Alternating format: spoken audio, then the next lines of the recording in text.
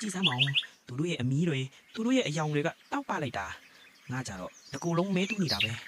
ငါကတောင်းဆွေရင်ဘလောက်ကောင်းမလဲ ဟေးကာကဘာတွေငေးနေတာလဲလာပါငါတို့အမိုက်ပုံမှာစားစရာသွားရှာရအောင်မင်းမဲတော့ပါဖူးကြီးอ่ะငါကတော့ဒီမဲနဲ့တဲ့ပုံကိုစိတ်ပြက်လာပြီ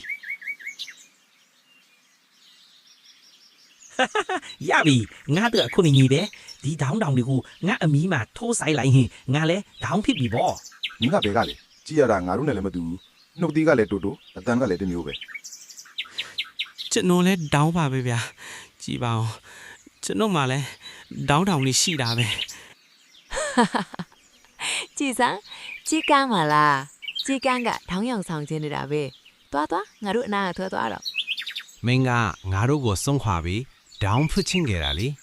အခုတော့မင်းမှာဒေါင်းတောင်လည်းမရှိဘူးကြီးကန်းတစ်ကောင်ရဲ့ဂုံတိတ်ခါလည်းမရှိတော့ဘူး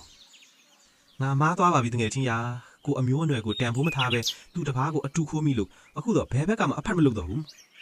မိမိ၏တဘာဝကိုစုံပယ်ပြီးသူတဘာရောင်ဆောင်ဘက်ကအရှက်ရောက်ရုံတာမကမိမိ၏မူလနေရာကိုပါဆုံးရှုံးတတ်တယ်ဆိုတာကိုဒီပုံပြင်လေးကိုကြည့်ပြီးတာတာမိမိတို့နမူနာယူကြရမယ်နော်